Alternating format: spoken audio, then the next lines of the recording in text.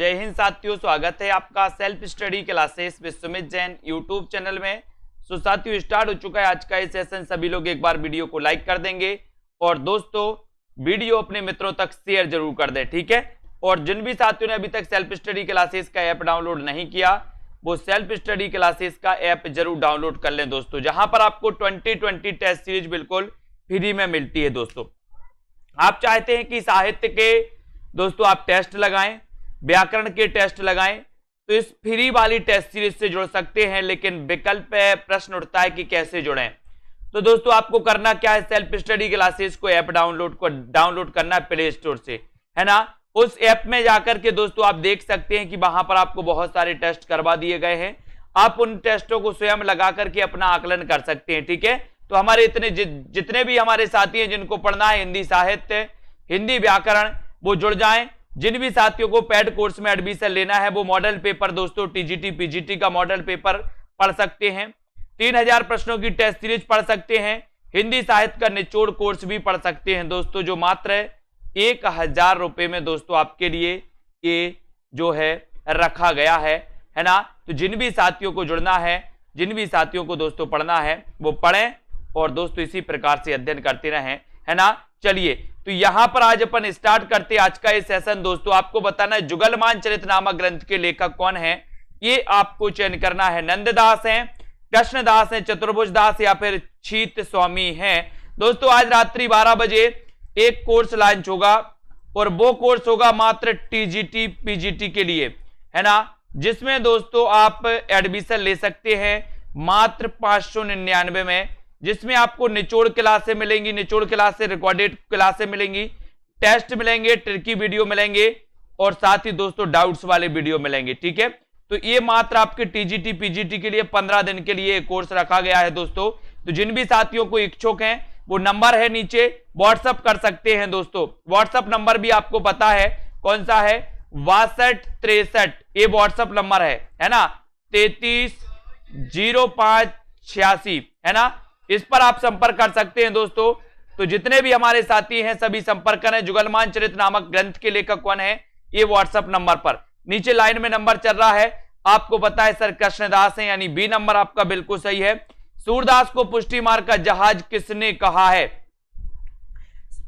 Master cadre के लिए तो चला ही रहा है कोर्स, मास्टर कैडर के लिए चल रहा है, मास्टर कैडर वाले दोस्तों पढ़ सकते हैं। अब आपको बताना है सूरदास को पुष्टि मार्ग का जहाज किसने कहा है। इन क्वेश्चनों तक अपन ने कल पढ़ा था, आपको बताना है, बताएं किसने कहा पुष्टि मार्ग का जहाज। वल्लभाचार्य ने। पैड वालों के लिए नहीं, पैड वालों के लिए नहीं लेना है, जिन्होंने कोर्स नहीं लिया है, जिनको दोस्तों टीजीटी पीजीटी की तैयारी मात्र 15 दिन में करनी है, उनके लिए रिकॉर्डेड कोर्स लॉन्च हो रहा है। सूरदास को पुष्टि मार्ग का जहाज किसने कहा, उत्तर चला जाएगा विठल नाथ ने, यानी डी नंबर आपका बिल्कुल सही है। कलगी बाजरे की सत्य और शब्द, है ना। और दोस्तों जितना तुम्हारा सच है कविताओं के रचनाकार कौन है, ये 4 विकल्प हैं कलगी बाजरे की, है ना, सत्य और शब्द, जितना तुम्हारा सच है, ये कविताओं के रचनाकार आपको चयन करना। मुक्तिबोध है, रघुवीर सहाय हैं, अज्ञेय हैं या फिर आलोक धनवा, कौन माने जाते हैं।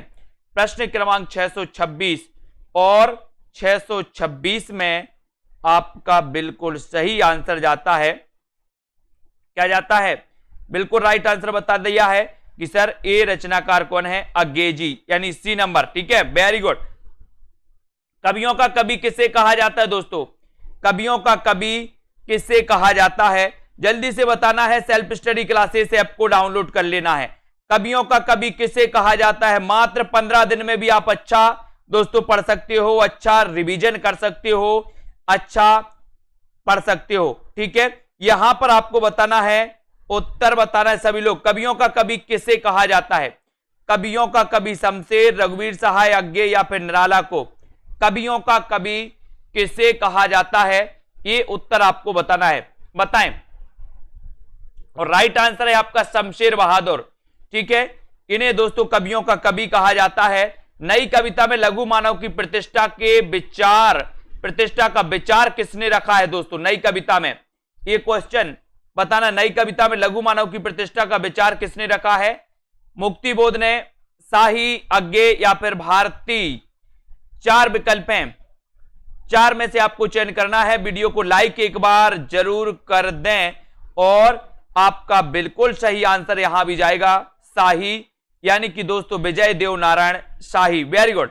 अब यहां पर बताना है बापू की कुटिया में के लेखक कौन है। बापू की कुटिया में, बापू की कुटिया में सभी लोग आ चुके हैं दोस्तों, बताए बापू की कुटिया में इसके लेखक कौन माने जाते हैं।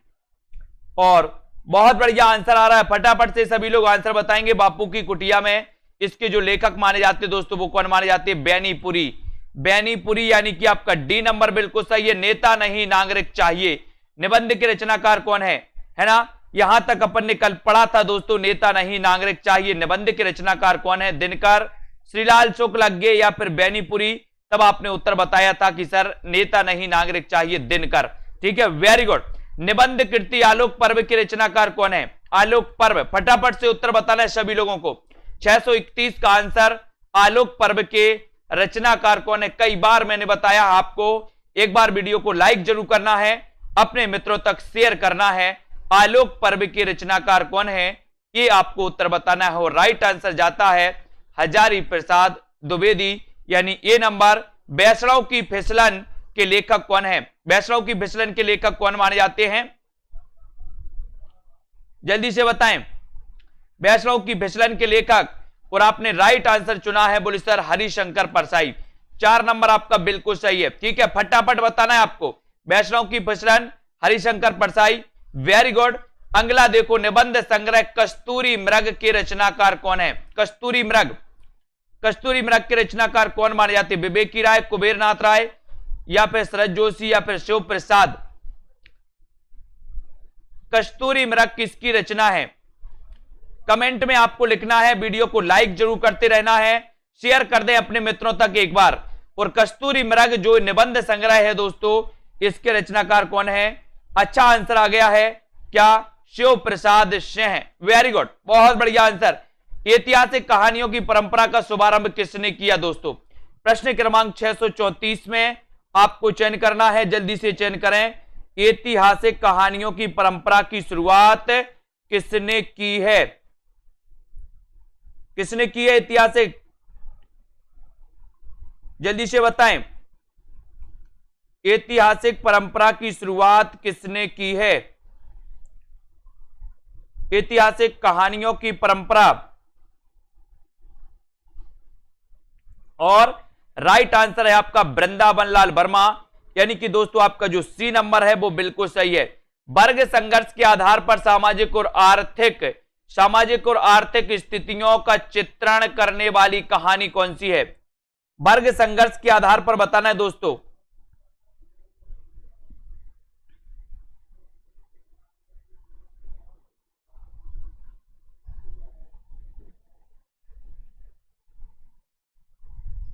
वर्ग संघर्ष के आधार पर ऐतिहासिक कहानियों, सामाजिक और आर्थिक कहानियों का चित्रण करने वाली जो कहानी है वो कहानी कौन सी है, सतमी के बच्चे। वेरी गुड, बहुत बढ़िया आंसर। अगला क्वेश्चन, आलोचना कृति निराला की साहित्य साधना कितने भागों में प्रकाशित है दोस्तों, है ना। ये आपको पता है निराला की साहित्य साधना, निराला की साहित्य साधना ये कृति है। और इस कृति के रचनाकार कौन माने जाते हैं, आपको पता है रामविलास शर्मा। निराला की साहित्य साधना रामविलास शर्मा की रचना है। और ये कितने भागों में प्रकाशित है। अच्छा क्वेश्चन बताना है। सेशन स्टार्ट हो चुका है दोस्तों आज का, है ना। यहीं से अपन को पढ़ना था और यहीं से आपको बताना भी है। सभी लोग लाइक जरूर कर दें दोस्तों, वीडियो को लाइक कर दें। जिन भी साथियों को कोर्स में एडमिशन लेना है वो कोर्स में एडमिशन जरूर ले लें।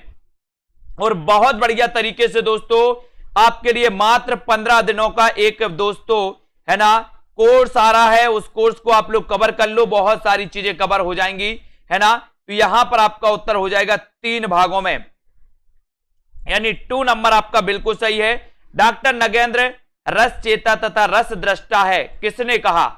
डॉक्टर नगेंद्र रस चेता तथा रस दृष्टा है, ये किसने कहा है। सुमित्रा नंदन पंत ने, महादेवी वर्मा, निराला या फिर जयशंकर प्रसाद ने। बताएं, डॉक्टर नगेंद्र रस चेता तथा रस दृष्टा है, ये आपको बताना है। 7वीं के बच्चे राहुल सांकृत्यायन, है ना। प्रश्न क्रमांक 637 में सभी लोग वीडियो को लाइक करते रहे, सब्सक्राइब कर लेना दोस्तों, और बेल आइकन को दबा देना ताकि इंफॉर्मेशन आपका जो है समय पर पहुंच सके। डॉक्टर नगेंद्र रस चेता तथा रस दृष्टा हैं, ये किसने कहा है? तब आपका सीधा आंसर जाएगा दोस्तों, है ना। क्या जाएगा? ये कहा है दोस्तों अपने, किसने? पंत जी ने कहा है, सुमित्रानंदन पंत जी ने। 1 नंबर जिन्होंने बताया उनका आंसर बिल्कुल परफेक्ट है ना। कौन सी गीति काव्य की विशेषता नहीं है? गीति काव्य की विशेषता कौन सी नहीं है?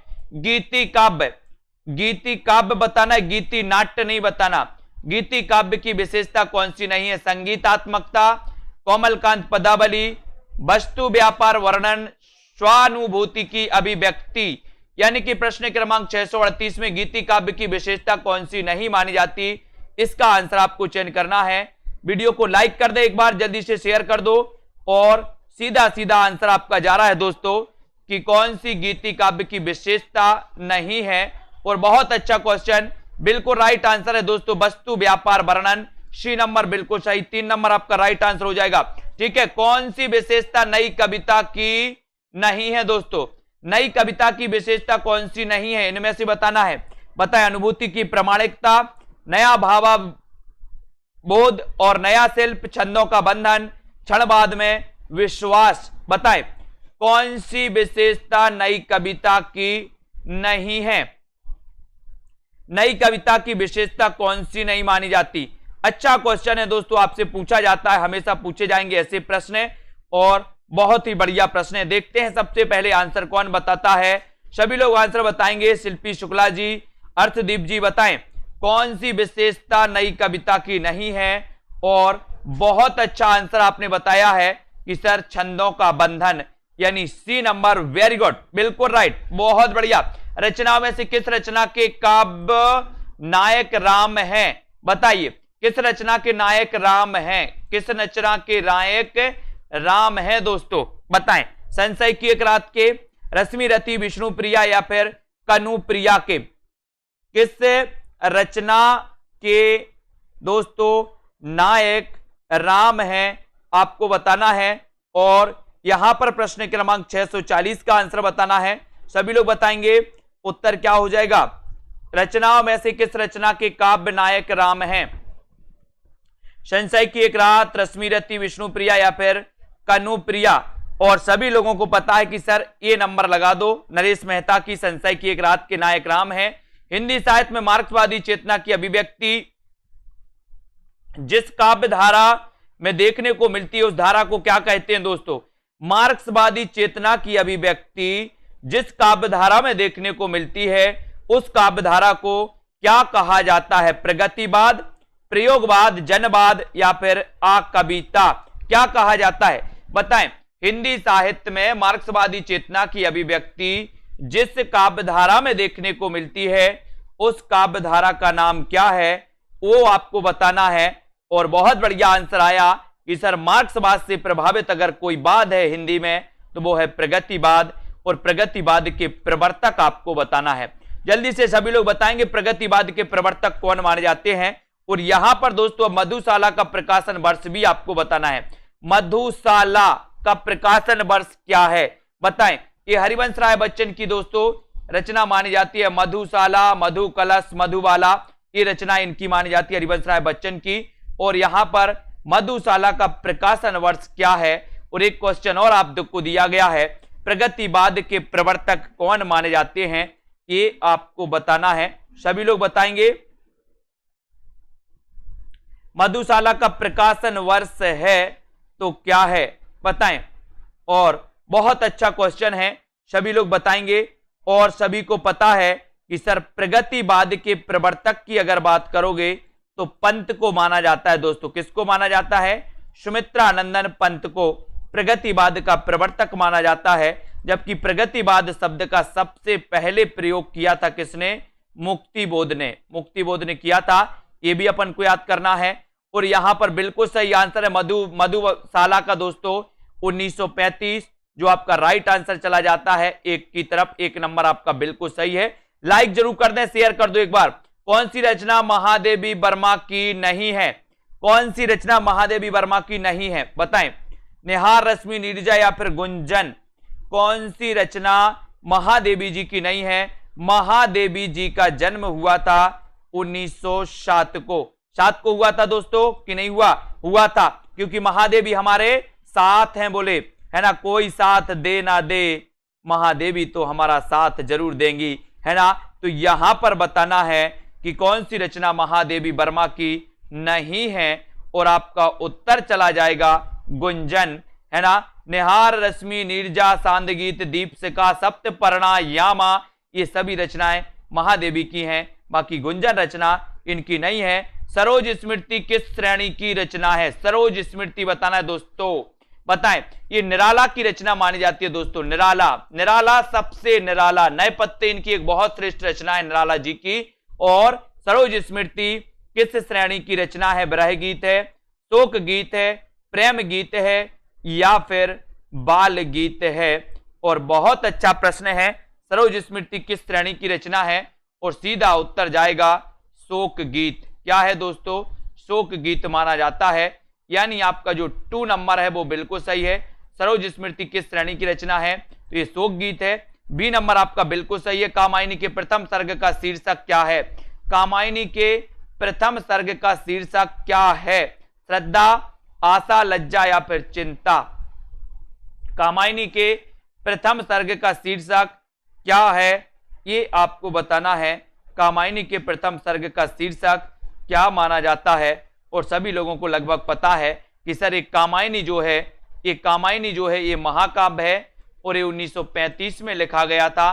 कामना नाटक के आधार पर ये लिखा गया है दोस्तों, है ना। आपको पता होगा इसमें कितने सर्ग हैं? बोले सर 15 सर्ग हैं। 15 सर्ग में सबसे पहला सर्ग आता है चिंता, यानी डी नंबर। तुलसीदास किसकी काव्य रचना है? तुलसीदास किसकी काव्य रचना है ना। बोले सर तुलसीदास तो एक कवि हैं। मैंने कहा बिल्कुल सही है, तुलसीदास एक कवि हैं, लेकिन तुलसीदास एक खंड काव्य कृति भी है दोस्तों, है ना। और एक खंड काव्य कृति किसकी है?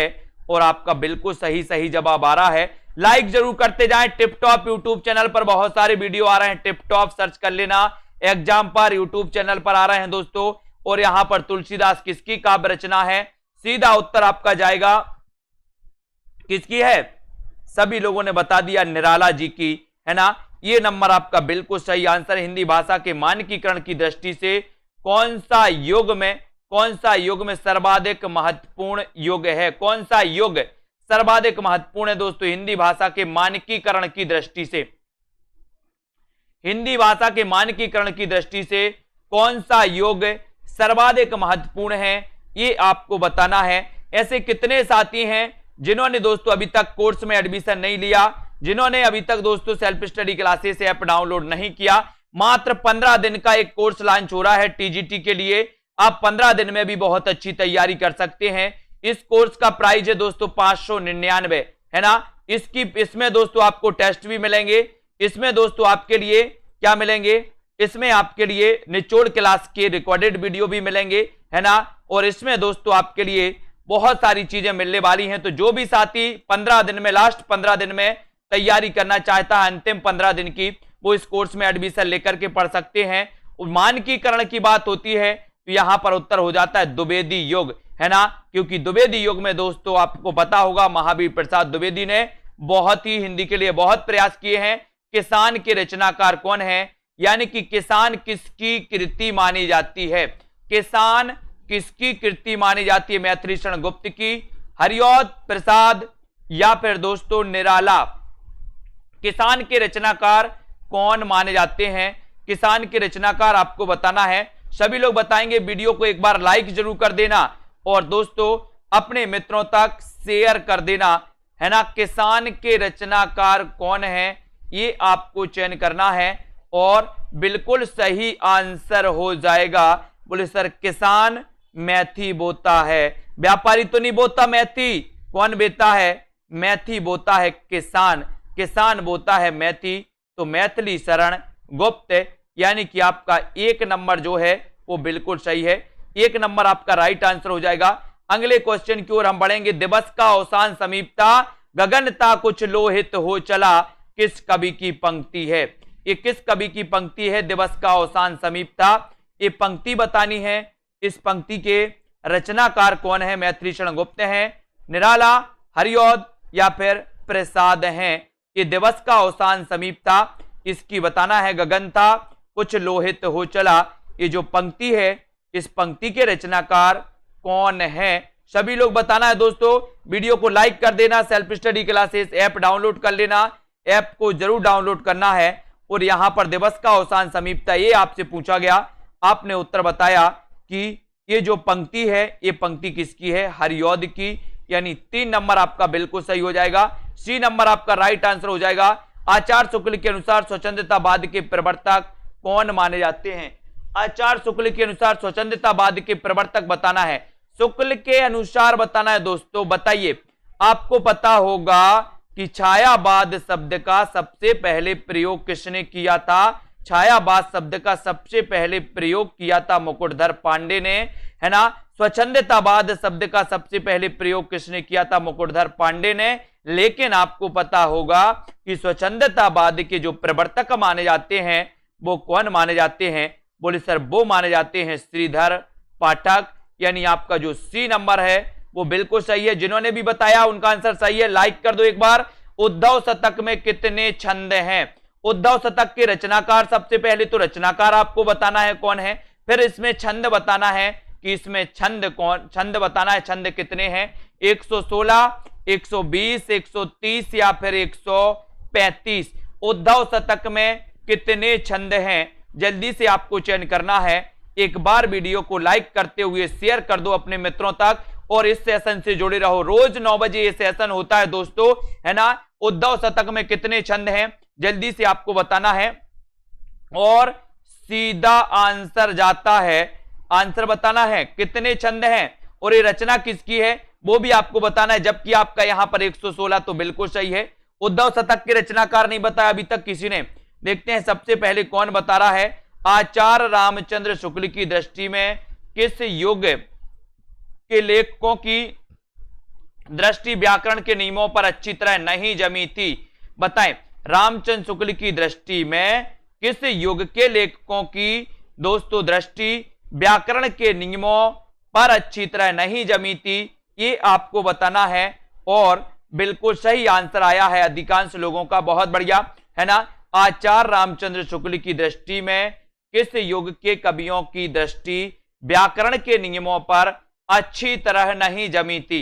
बताएं, किस युग के कवियों की नहीं जमी थी? द्विवेदी युग, भारतेंदु युग, छायावाद या फिर प्रगतिवादी युग? प्रश्न क्रमांक अच्छा है, लाइक करते रहें सभी लोग, शेयर करते रहें। सेल्फ स्टडी क्लासेस ऐप को डाउनलोड कर लें, आज ही डाउनलोड करना है आपको। और बहुत सारा आंसर आ रहा है सभी लोगों का, very good answer. Bharatendu Harishchandra, यानी कि आपका 2 नंबर, भारतेंदु युग, है ना, जिसके प्रवर्तक दोस्तों भारतेंदु हरिश्चंद्र जी, है ना, इनके नाम पर इसका नाम डला था। और इस भारतेंदु युग के कवियों की दोस्तों दृष्टि व्याकरण के नियमों पर अच्छी तरह नहीं जमी थी। ये कथन है किसका? रामचंद्र शुक्ल जी का, है ना। राजा जयसिंह के दरबारी कवि कौन थे? राजा जयसिंह के दरबारी कवि कौन थे आपको बताना है। भूषण थे, बिहारी, मतीराम या फिर सेनापति? राजा जयसिंह के दरबारी कवि आपको चयन करना है। लाइक करते रहें दोस्तों, अपने मित्रों तक शेयर कर दो। और बहुत बढ़िया ये सेशन होता है टिपटॉप यूट्यूब चैनल और एग्जामपुर यूट्यूब चैनल को जरूर देखें दोस्तों, आपके लिए भरपूर मटेरियल उपलब्ध है ना। और स्पेशल सीरीज भी चल रही है वहां पे, लाइव क्लास 10 बजे भी आती है दोस्तों एग्जामपुर में, एग्जाम पार में, है ना। राजा जयसिंह के दरबारी कवि कौन थे आपसे अगर पूछा गया तो आपने लगा दिया बिहारी और बोले सर गागर में सागर भरने वाला अगर कोई कवि था तो वो कवि था बिहारी। और आपको बताना है कि बिहारी का जन्म कब हुआ था। जल्दी से कमेंट आना चाहिए फटाफट से। ग्वाल कवि किस काल के कवि हैं? ग्वाल कवि किस काल के कवि हैं ये बताए। ग्वाल कवि फटाफट से बताना, आदिकाल, भक्तिकाल, रीतिकाल या फिर आधुनिक काल। और ऐसे कितने साथी हैं जिन्होंने प्ले स्टोर में जाकर के सेल्फ स्टडी क्लासेस ऐप को डाउनलोड नहीं किया? सभी लोग करें, आज नहीं तो कल आपके लिए जरूर दोस्तों उपयोगी बनेगा। आप दोस्तों जूनियर टेट की तैयारी करेंगे, आगे आने वाले एलटी ग्रेड की तैयारी करेंगे तो भी सेल्फ स्टडी क्लासेस आपकी हेल्प करेगा, है ना। इस प्रकार से सेल्फ स्टडी क्लासेस ऐप को डाउनलोड कर लें, जहां पर 2020 टेस्ट सीरीज तो बिल्कुल फ्री चलाई जाती है आप लोगों के लिए। ग्वाल कवि का अगर आपसे माने तो दोस्तों आपका उत्तर हो जाएगा यहां पर कि ग्वाल कवि रीति काल के कवि हैं, यानी 3 नंबर आपका सही है। क्वेश्चन और है आपका, रीति काल के प्रवर्तक कौन माने जाते हैं, जल्दी से बताएं, कमेंट में लिखना। ये क्वेश्चन कई बार आया है, रीति काल के प्रवर्तक कौन माने जाते हैं, और रीति काल का वह कौन सा कवि है जो अपनी मात्र एक रचना लिख करके, एक रचना के माध्यम से, एक रचना के बल पर हिंदी साहित्य में अमर हो गया। वो ऐसा कवि कौन सा है दोस्तों, बताएं। रीति काल का वह ऐसा कौन सा कवि है, कौन सा कवि है, ये आपको बताना है, जो मात्र अपनी एक रचना के बल पर हिंदी साहित्य में अमर हो गया। और वो कवि आपको भी पता है, और आपको बिल्कुल सही उत्तर बताओगे, और राइट आंसर हो जाएगा बिहारी, बिल्कुल सही है। आपको पता है दोस्तों, सभी लोगों को पता है कि सर क्या हो जाता है ना। आपको पता है कि जो दोस्तों रीतिकाल है, रीतिकाल के प्रवर्तक माने जाते हैं कौन, केशव दास। कौन माने जाते हैं, Keshav Das. Very good answer. उत्तर भारत में भक्ति का प्रसार करने का श्रेय, उत्तर भारत में भक्ति का प्रसार करने का श्रेय किसको जाता है, आपको कमेंट में लिखना है दोस्तों। उत्तर भारत में भक्ति का प्रसार करने का श्रेय किसको जाता है। 4 विकल्प हैं, शंकराचार्य, रामानुजाचार्य, रामानंद या फिर मध्वाचार्य। इन 4 विकल्पों में से हमें चयन करना है। सभी लोग वीडियो को लाइक जरूर करेंगे। उत्तर भारत में भक्ति का प्रसार करने का जो श्रेय जाता है वो किस कवि को जाता है, ये आपको चयन करना है। अच्छा प्रश्न है, जल्दी से बताएं। अपन ने पढ़ा है ना कि भक्ति द्रविण उपजी लाए रामानंद। रामानंद के बारे में पढ़ते हैं कि सर रामानंद ने रामावत संप्रदाय की स्थापना की थी।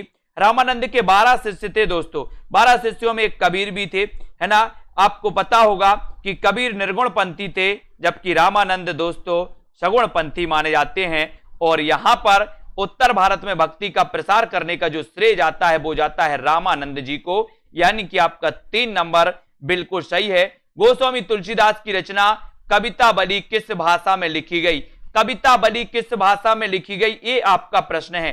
कविता बली, ये आपके 4 विकल्प हैं, सभी लोग बताएं, जल्दी से बताना है कविता बली किस भाषा में लिखी गई। वीडियो को लाइक करके शेयर जरूर करते रहें, और इतनी दोस्तों तैयारी में सभी लोग लग जाएं, भरपूर तैयारी करें। जितना टाइम मिलता है तैयारी में कोई कसर नहीं छोड़नी है। ये आपको बताना है कि कविता बली की भाषा क्या है। और तुलसीदास की तो जब भी बात आती है अपन चर्चा करते हैं, चित्रकूट के घाट पे भई संतन की भीड़, और तुलसीदास चंदन घिसे तिलक दे। तुलसीदास के बारे में पढ़ते, बोले सर अगर राम और मंगल आ जाए, है ना, इनकी रचनाएं जो 12 प्रमाणिक रचनाएं मानी हैं, इन रचनाओं में अगर राम और मंगल आ जाए तो उनकी भाषा अवधी, और जिनमें राम और मंगल ना आए उनकी भाषा ब्रज। अब कुछ पढ़ने की जरूरत नहीं है आपको, यहां पर ब्रज लगा दो, ब्रज लगा दिया, वेरी गुड, बहुत बढ़िया। तुलसीदास की किस रचना में संत महंतों के लक्षण, संत महंतों के लक्षण दोस्तों लक्षण वर्णित हैं, बताएं। बहुत अच्छा क्वेश्चन है, संत महंतों, और इसको अपन ने कैसे याद किया था कि सर संतों और महंतों को वैराग्य होता है ना, जब भी वो संत और महंत बनते हैं। तो इतना अच्छा क्वेश्चन है, मैंने कई बार आपको बताया भी है कि तुलसीदास की किस रचना में संत महंतों के लक्षण वर्णित किए गए हैं। तो आपको बताना है कि इसका आंसर क्या है दोस्तों, किस रचना में है। वैराग्य संदीपनी, रामज्ञा प्रश्न, पार्वती मंगल या फिर जानकी मंगल। और ऐसे कितने साथी हैं जिनको मात्र टीजीटी पीजीटी 15 दिन के कोर्स में एडमिशन लेना है। 15 दिन के कोर्स में दोस्तों जो आपके लिए बहुत इंपॉर्टेंट रहेगा, है ना, एग्जाम के लास्ट 15 दिन, है ना, एडमिशन लेकर के दोस्तों अच्छा अध्ययन अभ्यास कर सकते हैं। तुलसीदास की किस रचना में संत महंतों के लक्षण हैं, तो बोले सर वैराग्य होता है संतों को, जब भी वो संत बनते हैं तो वैराग्य संदीपनी, वैराग्य संदीपनी, ये नंबर आपका बिल्कुल सही है। सूफी काव्यधारा के पहले कवि कौन है, बहुत अच्छा प्रश्न है। आज अपन सूफी काव्यधारा पढ़ते हैं दोस्तों, बताएं। सूफी काव्यधारा अपन ने पढ़ा था आज। सूफी काव्यधाराओं में अपन ने 3 चीजों को पकड़ा था, और वो 3 चीजें आपको हमेशा याद करनी है कि सूफी काव्य जो लिखा गया प्रायः मुसलमान कवियों के द्वारा लिखा गया, है ना। सूफी काव्य प्रायः अवधी भाषा में लिखा गया, है ना, ये भी आपको पता है। और सूफी काव्य की जो रचनाएं हैं दोस्तों वो कैसी हैं, प्रायः प्रबंधात्मक रचना है। ये तीन चीजों को आपको पकड़ना है सूफी काव्य में, है ना। और सूफी काव्य धारा के पहले कवि कौन माने जाते हैं, अगर ऐसा आपसे पूछा जाए तो आपको उत्तर बिना संकोच के लगा देना है, कौन सा, मुल्ला दाऊद। और मुल्ला दाऊद की रचना कौन सी है, बोले सर चंदायन है। कौन सी रचना है, चंदायन। और दोस्तों आपको बताना है कि चंदायन को हिंदी की, चंदायन को सूफी काव्य धारा की प्रथम रचना किसने माना है। बहुत अच्छा प्रश्न है, ऐसा भी क्वेश्चन आता है कि चंदायन को सूफी काव्य धारा की प्रथम रचना मानने वाले जो विद्वान हैं वो विद्वान कौन है। मुल्ला दाऊद की रचना चंदायन, ये सभी को पता है। सूफी काव्य धारा के प्रथम कवि हैं दोस्तों मुल्ला दाऊद। आपको राइट आंसर पता है, लेकिन आपको चयन करना है कि चंदायन को सूफी काव्य धारा की प्रथम रचना वाले मानने वाले जो विद्वान हैं, जो आचार्य हैं दोस्तों, जो कवि लेखक हैं, वो कौन है, जल्दी से चयन करें। मधुमालती किसकी रचना है। मधुमालती दोस्तों आप लोग पढ़ते हो, और मैंने कई बार आपको बताया है कि कई लोगों का तो मधु से ही क्या होता है, मंजन होता है ना। तो सीधा सा आंसर है, अब तो आप हिंट मिल गई, आप लगा सकते हो मधुमालती किसकी रचना है। और बहुत अच्छा आंसर आया है कि सर राम कुमार वर्मा ने सूफी काव्य धारा की जो प्रथम रचना मानी है वो मानी है चंदायन, है ना। और दोस्तों आपको पता होगा गणपति चंद्र गुप्त ने हंसावली को माना, राम कुमार वर्मा ने चंदायन को माना, रामचंद्र शुक्ल ने दोस्तों मृगावती को माना, और हजारी प्रसाद द्विवेदी ने सत्यवती कथा को माना। ये चार कवियों को भूलना नहीं अपन को। मधुमालती किसकी रचना है, ये आपसे अगर पूछा गया तो बोले सर मंझन की रचना है, यानी 4 नंबर आपका बिल्कुल सही है। चौथा नंबर आपका राइट आंसर। पद्मावत के अनुच्छेदों का नाम क्या है, यानी कि दोस्तों आपको पता है तो बताइए पद्मावत के अनुच्छेदों का नाम क्या है। पद्मावत का रचनाकाल 1540 माना जाता है दोस्तों, है ना। पद्मावत हिंदी का प्रथम प्रमाणिक महाकाव्य माना जाता है। और आपको चयन करना है कि दोस्तों पद्मावत के अनुच्छेदों का नाम क्या है, बताएं। और कितने दोस्तों ये अनुच्छेदों में विभक्त है, कितने भागों में इसको प्रकाशित किया गया, ये भी आप लोगों ने आज पढ़ा था। और आपको पता है कि सर इसके जो अनुच्छेद हैं इन्हें खंड कहा जाता है। और इसमें कितने खंड हैं, 57 खंड है, 57 खंड है इसमें। और आपको पता है कि 2 भागों में प्रकाशित है पद्मावत, है ना। इसके रचनाकार कौन है, बोले सर मलिक मोहम्मद जायसी। जायसी को जायसी क्यों कहा जाता है, बोले सर ये तो जायस के रहने वाले थे, बिल्कुल सही है। और आपको पता होगा कि इसके 2 भाग कौन से हैं, एक तो है उत्तरार्ध और दोस्तों एक है पूर्वार्ध, है ना। और रामचंद्र शुक्ल ने कहा कि पूर्वार्ध कल्पना पर आश्रित है, और दोस्तों और जो उत्तरार्ध है इनका ऐतिहासिक है, ठीक है। नीमा किस कवि की माता का नाम है, नीमा, बहुत अच्छा प्रश्न है। नीमा किस कवि की माता का नाम है, क्वेश्चन का आंसर सभी को बताना है, लाइक करते रहना, इस सीरीज से जुड़े रहना है। सेल्फ स्टडी क्लासेस ऐप आज ही डाउनलोड कर ले। अगर अभी आप दोस्तों पहली बार चैनल से जुड़ रहे हैं तो लाइक सब्सक्राइब कर लेना और बेल आइकन को जरूर दबा देना, ठीक है। और नीमा किस कवि की माता का नाम है, ये आंसर भी आपको बताना है, लाइक तो करके ही जाना है। एक क्लास 9 बजे आपकी रोज होती है और आपको बताना है उत्तर क्या हो जाएगा दोस्तों। नीमा किस कवि की माता का नाम है, ये आपको चयन करना है। नीमा किस कवि की माता का नाम है, सभी लोगों ने बता दिया कि सर कबीर दास लगा दो। और कबीर के बारे में आपको पता होगा कि कबीर का जन्म कब हुआ। कबीर दास दोस्तों, पोती पढ़ पढ़ जगमुआ, पंडित भयानक कोई, और 2.5 अक्षर प्रेम के पढ़े सो पंडित होई। नीमा, नीमा दोस्तों कबीर की माता का नाम है। कबीर प्रथम रहस्यवादी कवि माने जाते हैं, आपको पता है ना। कबीर को बताना है कि इनका जन्म कब और कहां हुआ था, कमेंट में लिखिए फटाक से। संत हृदय नवनीत समाना किसकी उक्ति है, 663 का आंसर बताना है। संत हृदय नवनीत समाना ये उक्ति किसकी है, तुलसीदास की, सूरदास की, कबीरदास की, या फिर मलूक दास की। संत हृदय नवनीत समाना ये कृति किसकी है, जल्दी से कमेंट में लिखना है। प्रश्न क्रमांक 663 है, लाइक कर देना और सेल्फ स्टडी क्लासेस ऐप को डाउनलोड कर लेना, है ना। ये कोर्स 599 का रखा गया दोस्तों, 599 का ये कोर्स रखा गया। इस कोर्स में आपके लिए दोस्तों अंतिम क्षण के लिए अंतिम निचोड़ कोर्स आपके लिए रखा गया। जिन्होंने एक कोर्स में किसी भी कोर्स में एडमिशन नहीं लिया दोस्तों, वो इस कोर्स में एडमिशन लेकर के अध्ययन अच्छा कर सकते हैं और आपके मात्र 15 दिन में तैयारी को बहुत बेहतर बना सकते हैं। संत हृदय नवनीत समाना उक्ति किसकी है, उक्ति है दोस्तों ये किसकी है, बोले सर ऐसी उक्ति तो तुलसीदास ही कहेंगे। तुलसीदास यानी कि 1 नंबर आपका बिल्कुल सही है। Very good.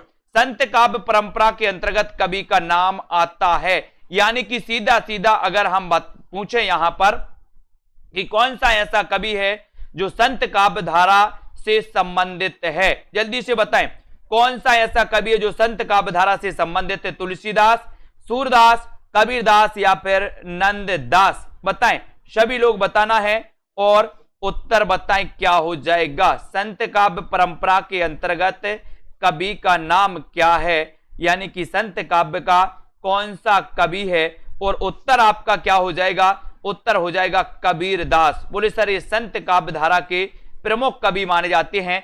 अच्छा क्वेश्चन आपने बताया। सी नंबर, चंडी चरित्र किसकी रचना है? चंडी चरित्र के रचनाकार कौन है? ये आपको गुरु गोविंद से, अर्जुन से, रामदास या फिर गुरु अंगद।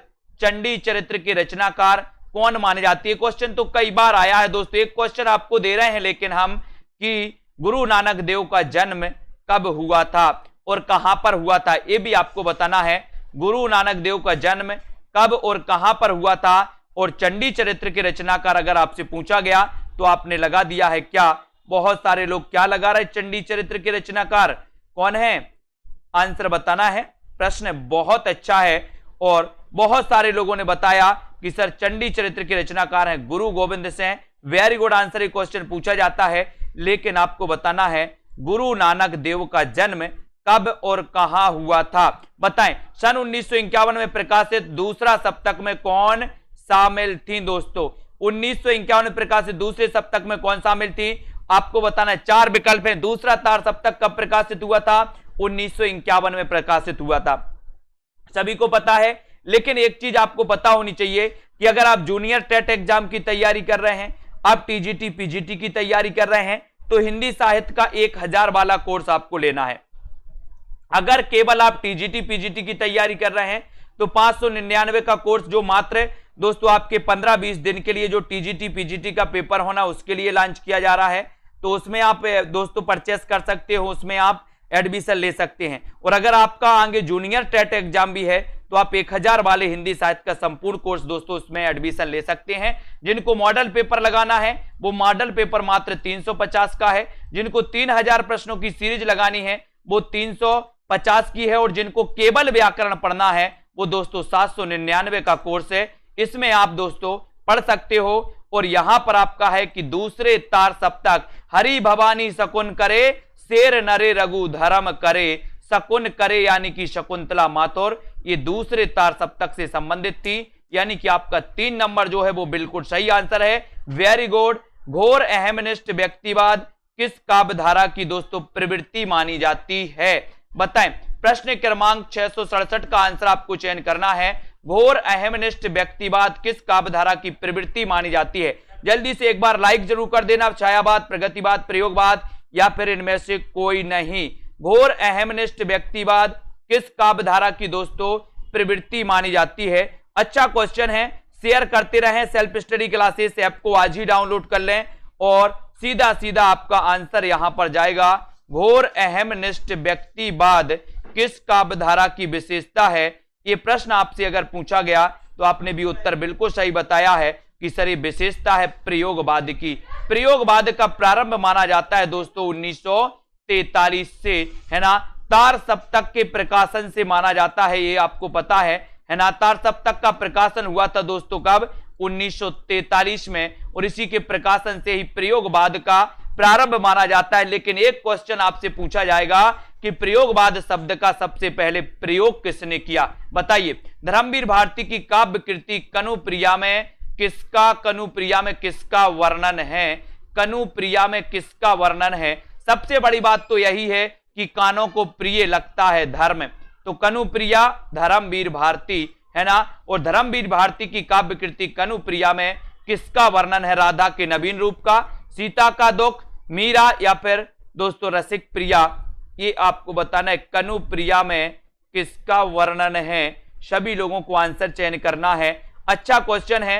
9:45 पर एक क्लास आएगी दोस्तों आपकी यथावत, जो 9:45 पर आती है ना, 9:45 PM पर, उसको देख करके 10 बजे एग्जाम पार में लाइव क्लास आएगी, उसको देखिए, है ना। लेकिन देखते रहिए और निचोड़ क्लास से जुड़ जाइए और कनुप्रिया में दोस्तों राधा के नवीन रूप का इसमें वर्णन किया गया। ये कनुप्रिया रचना किसकी है? धर्मवीर भारती की है, आपको पता है। और दोस्तों ठंडा लोहा भी इन्हीं की कृति है, धर्मवीर भारती की। सभी लोग लाइक जरूर कर दें एक बार और शेयर कर दें दोस्तों वीडियो को। और सभी साथी, जितने भी साथी इच्छुक साथी हैं, नीचे नंबर चल रहा है 6263330586 वाला व्हाट्सएप नंबर, उस पर बता सकते हैं कि सर हमें 599 वाला निचोड़ कोर्स सिर्फ टीजीटी पीजीटी के लिए चाहिए, तो आप उसमें कोर्स में एडमिशन लेकर के अध्ययन कर सकते हैं। और अगर आपको जूनियर टेट एग्जाम की भी तैयारी आप कर रहे हैं तो उसमें आपको 1000 वाला जो कोर्स है उसमें एडमिशन ले लें, फिर आपको अलग से कोई कोर्स लेने की जरूरत नहीं पड़ेगी, है ना। यहां पर मॉडल पेपर टीजीटी पीजीटी का 350 का है ना। 3000 प्रश्नों की टेस्ट सीरीज मात्र 350 की है। और दोस्तों बड़ा सरप्राइज आपके लिए है, हिंदी साहित्य का निचोड़ कोर्स, जिसमें आपको 3000, 4000, 5000 नहीं भरना, जिसमें आपको मात्र 1000 रुपए देकर के दोस्तों इस कोर्स में एडमिशन लेकर के अपना अध्ययन बहुत अच्छा बना सकते हैं। तो सभी साथी वीडियो को लाइक कर दें एक बार और दोस्तों शेयर करते रहें, है ना। और दोस्तों सेल्फ स्टडी क्लासेस ऐप को डाउनलोड कर लें, जहां पर आपके लिए निरंतर दोस्तों 2020 टेस्ट सीरीज तो कराई जाती है, साथ ही पेड कोर्स भी हैं, फ्री क्लासें भी बहुत सारी हैं, है ना। देवेंद्र जी, विजय लक्ष्मी, निष्ठा जी, ओमदेव जी, अजय शर्मा जी, नामबार, प्रमोद, लालदास जी, रीता, पूनम जी, दारसू, बाल गोविंद जी, चंदा, है ना, लालदास, आकांक्षा, अनिल कुमार जी, प्रिया, जयंत जी, ममता, उदय जी, अंकित जी, रश्मि जी, अर्चना, शाम पंडित जी, और दोस्तों अलका रानी जी, अनीता जी, और सभी लोग बताएंगे, रोमा जी, तनु जी, लालदास, लवली, अनिल कुमार जी, आकांक्षा, बीनू जी, विश्वास मलिक जी, ठीक है। और अब 9:45 पर आपकी क्लास आने वाली है दोस्तों, वो वाली क्लास जरूर देखिएगा, है ना। बहुत सारी क्लासें आप लोगों के लिए प्रोवाइड की जा रही हैं निरंतर, टिपटॉप यूट्यूब चैनल पर, एग्जाम पर यूट्यूब चैनल पर, self study classes YouTube channel पर, और IAS study trick YouTube channel पर। इन चैनल से आप जुड़ सकते हैं, अपना अध्ययन कर सकते हैं निरंतर, है ना। तो आज के इस वीडियो के लिए सभी साथियों के लिए धन्यवाद। 599 वाले जितने भी हमारे साथी हो जिनको भी एडमिशन लेना है कि सर हमें मात्र 20 दिन पढ़ना है, तो 20 दिन पढ़ना है। और 20 दिन पढ़ करके दोस्तों अगर आप कुछ हासिल करना चाहते हैं, कुछ रिवीजन करना चाहते हैं, तो उस कोर्स में एडमिशन जरूर लें, है ना। नीरज जी, रीता जी, कश्मीर यादव जी, आकाश जी, अनीता, प्रदीप जी, अभिषेक प्रेजेंट जी, है ना, प्रमिला, तनु जी, पूनम, दारसू, कुबेर जी, मनीषा, कार्तिक जी, युवराज जी, कमल जी, और पूजा जी, राजेश जी, बच्चन, मिथिलेश जी, सभी साथियों को धन्यवाद। सेल्फ स्टडी क्लासेस से जुड़ें, हमेशा वीडियो को लाइक और शेयर करते रहें। आज के इस वीडियो के लिए साथियों इतना ही। मिथिलेश जी, जय हिंद।